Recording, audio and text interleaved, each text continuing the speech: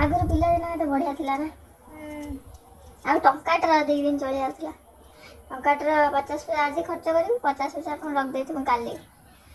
Bioscope ଆସୁଥିଲା। ହଁ, bioscope ଆସିବ 50 ପଇସାର ବାଇସ୍କୋପ ଦେଖିବୁ। ତା ଦେହରେ ପୁଣି ଯିଏ ମାନେ ସବୁଠାରୁ କ୍ଲାସରେ ଭଲ ସାଙ୍ଗ 2-3 ଜଣ ଥିବେ, ମାନେ ବାଇସ୍କୋପର 3ଟା ନା 4ଟା କେତେ ଗୋଟେ ଥାଏ, ମାନେ ଦେଖି ହବ 50 ପଇସାରେ 3 ଜଣ ଦେଖି ହବ।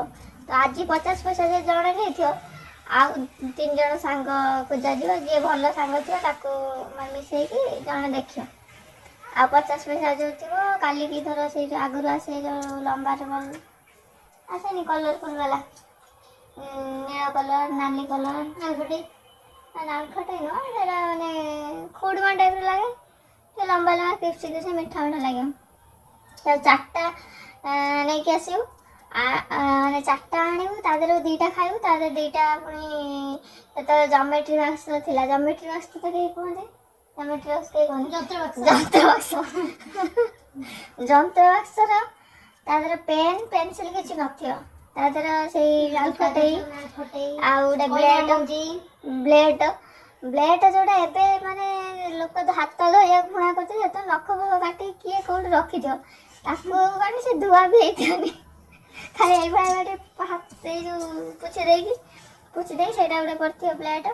ଆଉ ଲୁଣ ସେଇ ଜମେଟ୍ରି ବାକ୍ସ ଏତେ ଅନ୍ଦର ଗୋଟେ କାଗଜରେ ମୁଡ଼ା ହେଇଥିବ, ସୋଲା ମଟର ସବୁ ସେଇ ମାନେ ଯନ୍ତ୍ର ଜମେଟ୍ରି ବାକ୍ସ ନଥିଲା, ଏଇଟା ଥିଲା ଆମ ଟିଫିନ୍ ବକ୍ସ। ଟିଫିନ୍ ବକ୍ସ ସେତେବେଳେ ବ୍ୟାଗ୍ ନଥିଲା, ସେ ଝୁଲା ଥିଲା, ଝୁଲା ଏମିତି ବ୍ୟାଗ୍ ଆସେନି, ସେ ଏତେ ଚଉଡ଼ା ବାକ୍ସ ଗୋଟେ ଚାବି ନେଇକି ସେଟା ବ୍ୟାଗରେ ତ ଯାହା ଥିବ, ତା ଦେହରେ ପୁଣି ଗୋଟେ ଏଡି ଗୋଟେ ଚାବି ନେଇ ତାକୁ ପକେଇ ଚାବି ପକେଇ ଦେଇକି ଖେଳଛୁଟିରେ ଖାଇତେ ଆସିବୁ। ଖେଳଛୁଟିରେ ପାଇଁ ସେଇ କ'ଣ ଜମେଟ୍ରି ବକ୍ସ ଧରିକି ଆସିଥିବେ।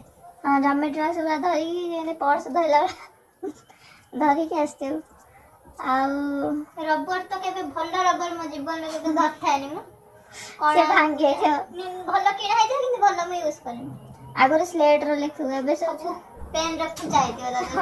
ହଁ, ସେତେବେଳେ ଇଞ୍ଜେକ୍ସନ୍, ମାନେ ସେତେବେଳେ ମୁଁ ରବରକୁ ମାନେ ଏ ଯେଉଁ କ'ଣ ତ ଡିଭାଇଡର ଆଉ ଗୋଟେ ଦିମୁନିଆ, ସେଇଟା ଦିମୁନିଆ ଯେଉଁ ଗୋଟେ ଥାଏ, ତା ଦେହରେ ମୁଁ ଖାଲି ସବୁବେଳେ ଇଞ୍ଜେକ୍ସନ୍ ଦେବା ପ୍ରାକ୍ଟିସ୍ କରିବି ରବର। ପ୍ରାକ୍ଟିସ୍ ଏମିତି ହେଲା ଯେ ଲାଷ୍ଟକୁ ମେଡ଼ିକାଲ ପାଠ ପଢ଼ିକି ମେଡ଼ିକାଲଟା ରହିବ। ଏବେ ତ ଖାଲି ଇଞ୍ଜେକ୍ସନ୍ ଦେଉଛି, ଆଉ ସେଇ ରବରରୁ ଇଞ୍ଜେକ୍ସନ୍ ଦେବା ପ୍ରାକ୍ଟିସ୍ କରିକି ଆଜି ଡାଇରେକ୍ଟ ଇଞ୍ଜେକ୍ସନ୍ ଦେଉଛି। ଛାଡ଼, ଭାଗ୍ୟ ଭଲ ବି ସେଇଟା ଗୋଟେ ହେଇଥିଲା।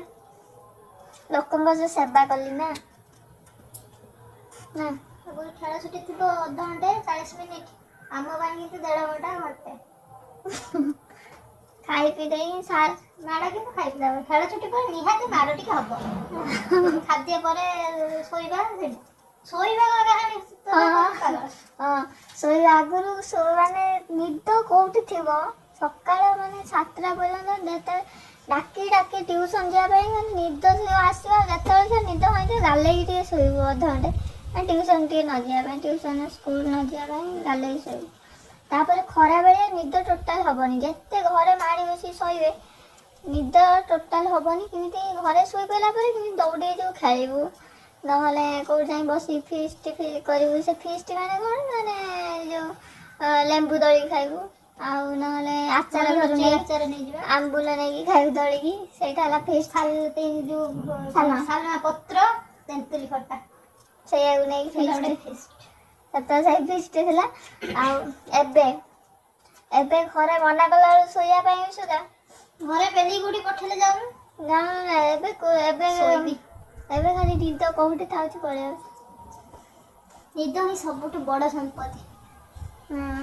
ଆଉ ସେତେବେଳେ ସନ୍ଧ୍ୟାବେଳେ ନିଦ ଆସେ, ପାଠ ପଢିଲା କଥା ବରଂ ଏତିକି ଦରକାର, ନିଦ ଏତେ ଗୁଡ଼ା ସେତେବେଳେ ପାଠ ପଢିବା ଟାଇମ୍ରେ ସବୁ ନିଦ କୋଉଠି ଥିବ ଆସିବ। ଯେମିତି 7ଟା ହବ ସେଇଠି ତ ଖାଲି ନିଦ, ଖାଲି ଏଇଭଳିଆ ଢୁଳେଇବ, ଏଇଭଳିଆ ଗୋଟେ ରାଉଣ୍ଡ ପୁରା ବୁଲି ଆସିବ। ଥରେ ବହି ଧରିକି ତୁ କିଛି ସମୟ ମୁଁ କହିବି ମୁଁ ଶୋଇବି, ତୁ ଏମିତି ହେଇତ ଦିନ ସାଙ୍ଗ ଶୋଇପଡ଼ିଥିବୁ,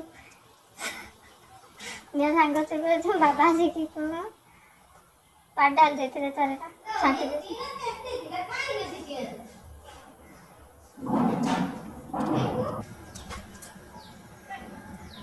ଆଉ କିଛି ପିଲାଦିନର କଥା କଣ? ହଁ ଆଉ ଗୋଟେ ହେଲା ଅଗଷ୍ଟ 15 ଆଉ ଯଦି ସରସ୍ୱତୀ ପୂଜା ହେଲା ସେଦିନ ଯେମିତି ବାହାଘର ପୁରା ନୂଆ ଡ୍ରେସ୍ ପିନ୍ଧିକି ନୂଆ ଡ୍ରେସ୍ ହବ, ନିହାତି ନୂଆ ଡ୍ରେସ୍ ହବ। ଅଗଷ୍ଟ 15 ହଉ ସରସ୍ୱତୀ ପୂଜା ହଉ ଗଣେଶ ପୂଜା ହଉ। ସବୁ ତ ୟୁନିଫର୍ମ ପିନ୍ଧି ଯାଅ, ମନ ଇଚ୍ଛା ଡ୍ରେସ୍ ନା ଆଗ ୟୁନିଫର୍ମ ନଥିଲା। ଥିଲା କିନ୍ତୁ ପିନ୍ଧନ୍ତି। ହଁ ୟୁନିଫର୍ମ ଆସିଲା ବହୁତ ଲେଟ୍ରେ ନା, କିନ୍ତୁ ସେତେବେଳେ ନୂଆ ଡ୍ରେସ୍ ନିହାତି ହବ। ନୂଆ ଡ୍ରେସ୍ ହବ ଯେମିତି ପୁରା ମେହେନ୍ଦି କରି ଚୁଟି ଫୁଟି ସଫା କରିକି ପୁରା ଯେମିତି ପୁରା ବାହାଘର। ଆଉ ତା ପୂର୍ବ ଦିନ ଯେମିତି ଗୋଟେ ନୂଆ ଫଙ୍କସନ୍ ହୁଏ ସେମିତି ଟାଇପ୍ର ପୁରା ସଜବାଜ ହେଇକି ମାନେ ଜାଣିନ ବୋଲି ବେଶଭୂଷା ଜାଣିନ ବୋଧେ କାଲି କ'ଣ ଗୋଟେ ଅଛି ସ୍କୁଲର।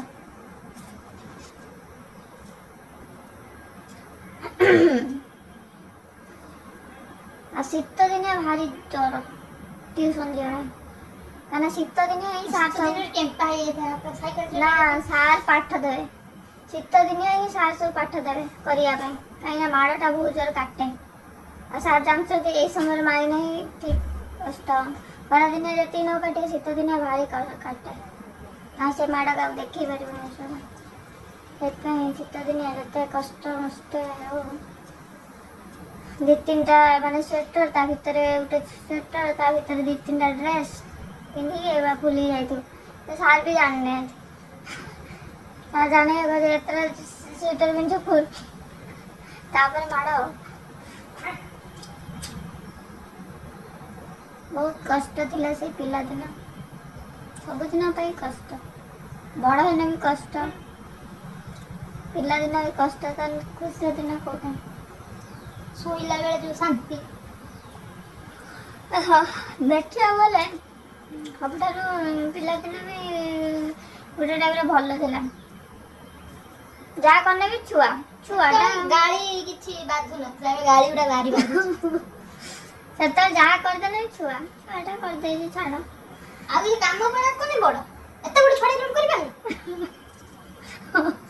କଥା ହଉଥିବେ ଛୋଟ ଛୋଟ ମାନେ ଶୁଣୁଛୁ ଯା, ଏତେ ବଡ଼ ଛଡ଼ା ଲୋକ କାଣ୍ଡ ଜ୍ଞାନ ନାହିଁ ନା, ବଡ଼ ମାନେ କଥା ହଉଥିବେ ଠିଆ ହେଇଛି।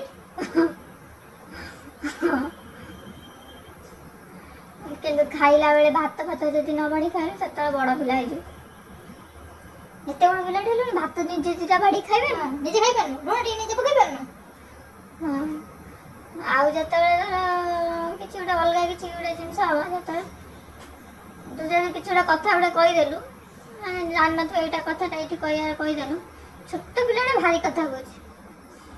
ଛୋଟ ପିଲା କେତେ କୋଉଠି କେମିତି କଥା କହିଲେ ଜାଣିନାହାନ୍ତି। ଛୋଟ ପିଲା କେମିତି ଜାଣିବୁ କୋଉ କୋଉଠି କ'ଣ କଥା କହିଲେ।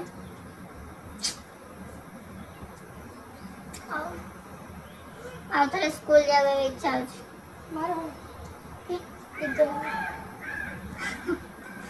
ଆଉ ଥରେ ସ୍କୁଲ ଭାରି ନିଦ ଆସେ। ଆଉ ଥରେ ସ୍କୁଲ ଯିବାକୁ ଏଇଥିପାଇଁ ଇଚ୍ଛା ହଉଛି, ସ୍କୁଲ ବେଳେ ଜୋର ଜବରଦସ୍ତ କରି ଶୋଇଦିଅନ୍ତି। ଏବେ ବି ସେଇଭଳିଆ କରିବା, ଜୋର ଜବରଦସ୍ତ କରି ଶୋଇପଡ଼।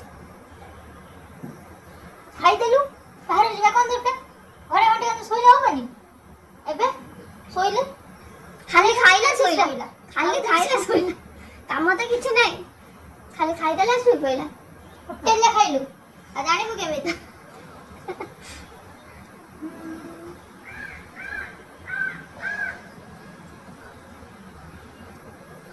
ନିଦ ଲାଗିଲାଣି, ଶୋଇବା, ଗୁଡ୍ ନାଇଟ୍। ଆଉ କରିବନି, ଆଉ କାଲି କରିବା ଭିଡ଼ିଓ। କାଲି ବାକି ପିଲା ଆଉ ସବୁ ସ୍କୁଲ ବେଳର ବହୁତ ସାରା ଜିନିଷ ଅଛି, ସେଇଟା କାଲି କହିବି। ଆଉ କହିହେବନି, ନିଦ ଭାରି ଲାଗିଲାଣି, ଶୋଇବି। ଲିପଷ୍ଟିକ୍ ଲଗାଇ ଦେଇଥିଲି କ'ଣ?